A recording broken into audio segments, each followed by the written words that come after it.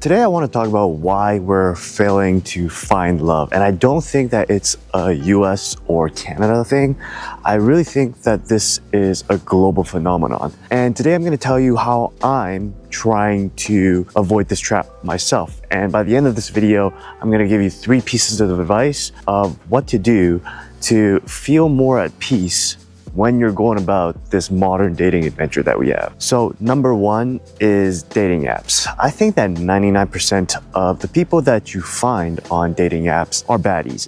And I'm just gonna leave that 1% for there being a chance of there actually being something, because I do know couples who have met their spouses on dating apps like Hinge. But I think that 99% of the time, it's a digital time sink. Because here's the real trap. Dating apps aren't there to help you find love. They're there to help you get addicted to the idea of love. You swipe, you match, you get a dopamine hit, and then just like that, you're hooked. These 2 weeks, in the last week of August and beginning of September, I am back in Vancouver for a friend's wedding, and the bleachers that I'm here right now is where I went to elementary school, actually. And these bleachers have been around for like 30 plus years, old as I am. But anyways, we threw our friend a pretty sad bachelor party that included just going to brunch, hanging out for the day, wasting time and having dinner, and we just paid for everything. But at brunch, I was looking around the table because there was 4 of us,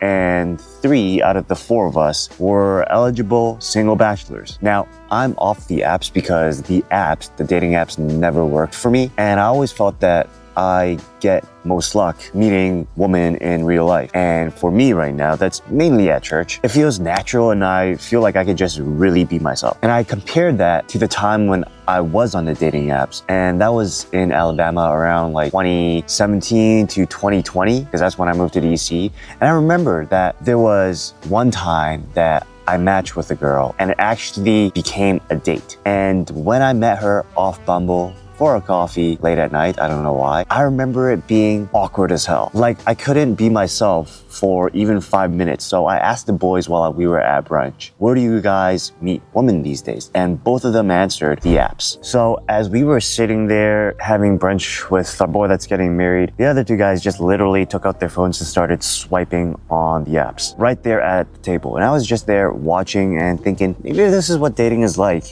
in 2025. No eye contact, no conversation, just thumbs on screens. And I think that is the trap. We're not dating anymore, we're scrolling. And the apps are marketing themselves as find your match, right? But as a developer of mobile apps, I see what they're doing, because on the back end, what they have are paywalls, subscriptions, in-app purchases, boost, any and every way to make the money. They're really not building relationships at all. They're just farming dopamine. It's swipe, match, ghost, and repeat. And that just repeats in a cycle. It's a drug and it's literally addiction behavior. And I was telling this to a friend of mine and he completely agrees with me that it's complete brain rot, time suck, and it's addictive behavior. But you know what the next thing he does is he just goes back to the apps. Just told me right then and there 5 seconds ago that I'm gonna get off the apps. But the next thing he does is he gets back on the apps and starts swiping again. Look guys, if you are going to be on your phone anyways, you might as well do something that actually helps you. And whenever I used to go on dates in the past, I would have like really bad breakouts. Like, I don't know, I think I have this pimple on my forehead right now. It's always on the forehead. And when we're sitting across from each other, the girl and I, there's always that inkling of feeling that makes me feel a little bit insecure. And that is, is she definitely clocked in the giant volcano on my forehead? And that's why I built this free app called TFUEL. It's a skincare app and it helps you track your skin daily to see what the condition is like and give you suggestions and recommendations. And it really came out of my trip in Taiwan, because when I went over there, people's skin, especially the ladies, they were at a different level. And it is not just kind of like, I have this pimple right now, I gotta fix it, but it was like a lifestyle. So you can try the app, it's free, and I think it's worth building your confidence up knowing that you have blessed skin than getting a rejection from a swipe and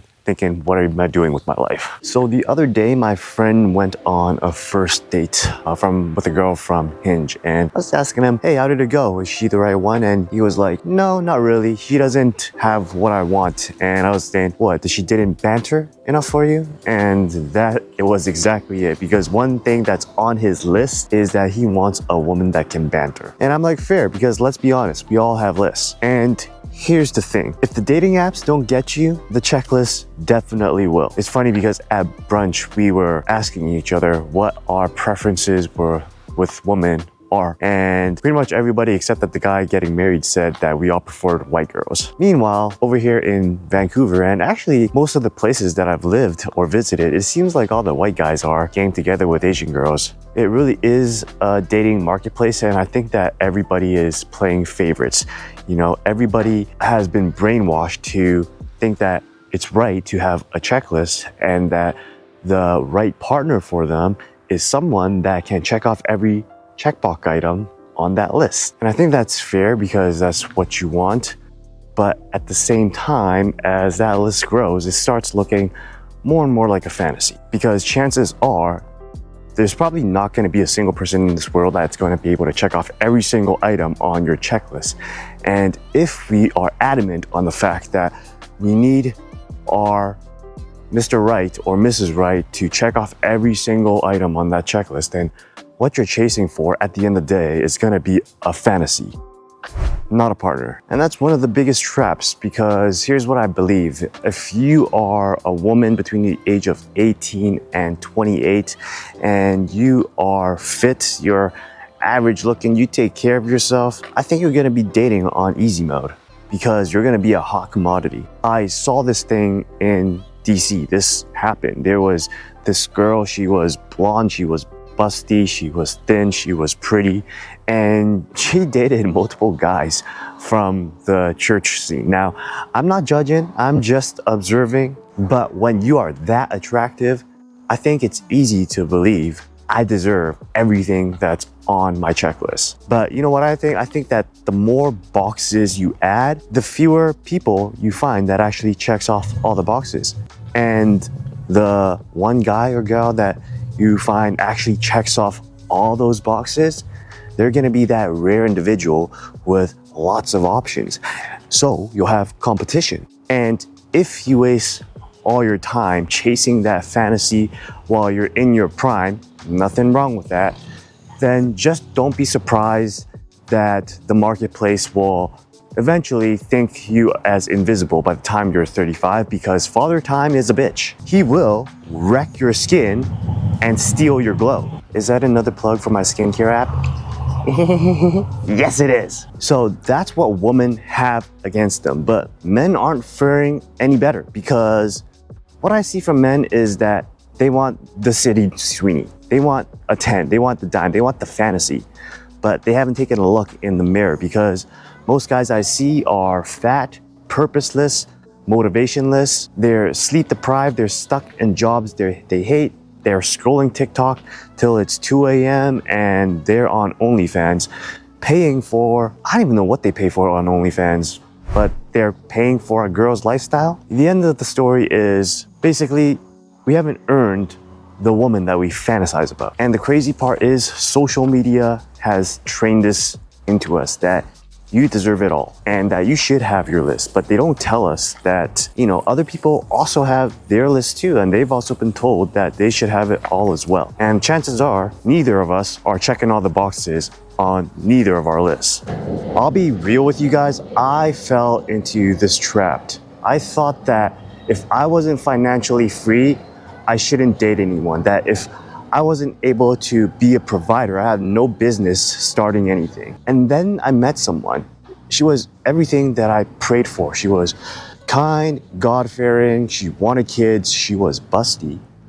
But even with all that I prayed for, I still backed off. And I backed off not because she wasn't enough, but because I told myself that I wasn't enough. And then it hit me. Most of us expect perfection from others, but some of us expect perfection from ourselves. And there hasn't been a person that was perfect in the history of mankind, except for Jesus. And you aren't Jesus. So we talked about dating apps, we talked about checklists. Where is Western dating right now?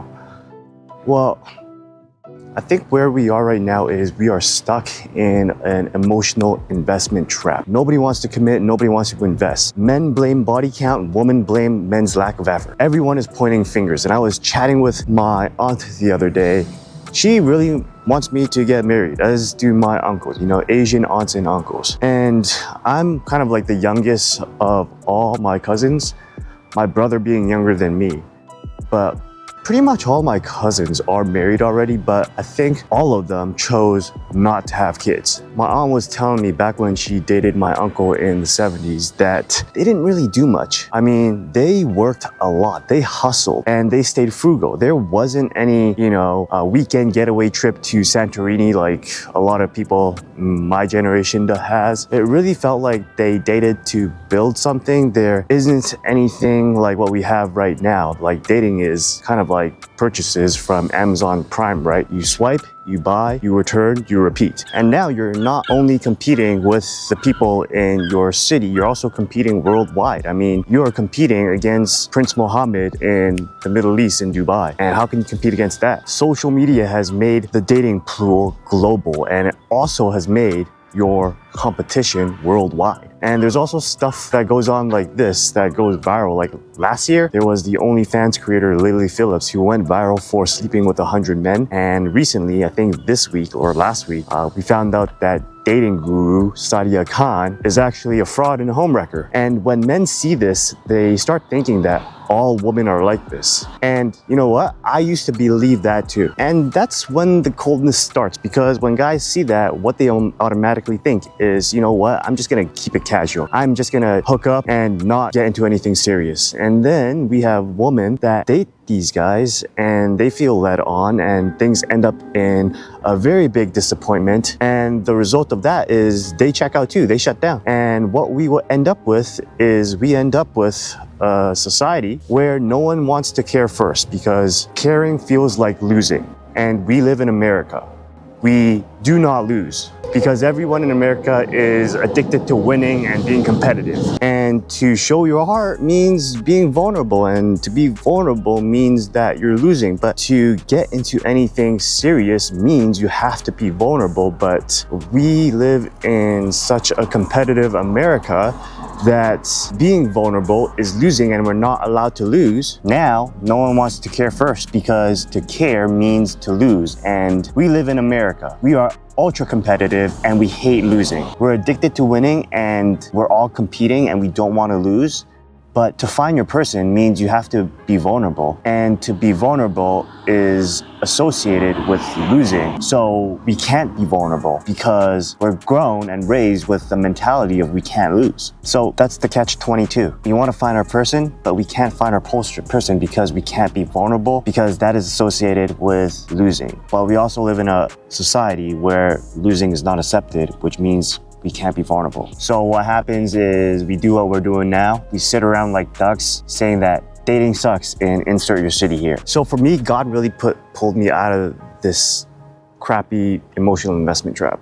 And if you don't believe in God, that's all right. I'm not preaching God here. What I am preaching is there are good men and women out there. And if you're saying to yourself that there's no good men or women in your city, then you're just not in the right places, because they're in every city. Marketers know this inherently. Like, you have to go where your audience is. You don't promote protein powder at a donut shop. And that's why I serve at church, not because it's perfect there, because it definitely isn't, but because the people I find there, generally the ones who are serving with me, they try. Most of the Christians that I meet anyways, they are dating with real intention. And I say most and not all, because the church ain't perfect. And there are some rackety ass Christians at any church you go to, I think. Like, I lived both lives. I lived the walk of death, hookup culture, and I've also lived the church life, which I'm living now. I think it had to go about this way, because now I can really sniff out BS within 5 minutes. And most of the time, I think that a lot of the people they're actually unconscious about their own BS. Like Sadia Khan, for example, when I first came across her on the internet, everything she said sounded pleasant to the ears, but what she said and how her body language was just didn't sit right with me. My gut said that there was something about her, and a year or two later, I was right. So always trust your gut. Still though, guys, I think that even if you know that you're stuck in an emotional investment trap, it is goddamn hard to get out of it. Like, I still struggle. And I think that's because we're human and we want to sin. We're like moths drawn to a flame. We want to go do the casual hookups. We want to date casually. We want to get more experience. I want to sleep around because, I want to get experience. And I think that's all a lie, because while those experiences are seemingly harmless, every single time you do it, I believe it will take something out of you, a little bit that you can't notice, a small part of your soul that is seemingly invisible, but you keep doing it. You keep taking those actions and it all builds up. And at the end of the day, when you're gonna go get that check, you're gonna be surprised that the bill comes up bigger than you asked for. And that's why I think just relationships don't work out. You're trying to find a good person, a good man or woman, but these good men or women have a whole piece of their souls intact. Whereas you yourself, you've been going around getting experiences. And now your soul is a 3/4 finished part of a donut. The whole doesn't even exist. So you can't really expect a fair trade where you expect someone to give them their entire soul, but all you've got is morsels of soul. And I'm not trying to make you lose hope that there is no way back, because there's always a way back. There's always redemption, but the process of getting redemption, making your soul whole again, that's gonna take a lot of work. And while you're doing that work, Father Time is always against you. So that's also a thing. And more recently, I came across this girl who posted a very thought-provoking post from Atlanta, because it really seemed like she was on the casual dating arc. She was doing her thing, getting experiences, doing hookups. And the next thing you know, she attracted HIV. Now, guys, that's life-changing. That's forever. There's no going back from that. And if you want kids, that brings even more complexity. Not even talking about the fact that, all right, you gotta find a partner who might not have HIV to accept the fact that you have HIV and this is gonna bring complications in the matter. Not to mention that if you guys get past that hurdle and you have a kid, now you gotta worry about mother to child transmission. And even if we're not talking about that extreme, just casual dating, you're losing time, money, energy, and worst of all, emotional stability. And all that for someone that, at the end of the day, you weren't even that much into, but you were horny, so you had to do it. So with that said, let's try to land the plane with 3 good pieces of advice. And I just want to let you know that this is the 3 pieces that I'm following to help me feel at peace with dating again. It's not perfect, and I'm pretty sure that it's not for everyone, but it makes me feel right, it makes me feel honorable, and it makes me feel that I can sleep at night peacefully knowing that I'm not leading this other person on, I'm not hurting them, that I'm doing right by this other person, and most importantly, I'm doing right to myself. 1, I got off the apps. The apps are just a time suck. They're a big waste of time, so you don't need them. 2, believe it or not, I still have a checklist, but here's my checklist. 3 to 5 required items. These are the must-haves. That if they don't have these, it's a no deal. But you can also keep your 20 to 25 other items that you have on your checklist, but they're just optional. If they don't have them, that's fine. I can live with it as long as they have the other 3 or 5. And number 3, the most important, is I go where intentional people are. And for me, that is the church. If you're not religious, go anywhere else where you think intentional people would congregate. I don't know, pickleball? And final pro tip, bonus tip for y'all is nothing good happens after 9 p.m. I never met a girl that wowed me or was like, wow, she's marriage material after 9 p.m. And if you're a guy that's out late every night as well, then you're probably not worth marrying either. The good ones, they're up early, they're working, they've got goals, and they are not wasting time.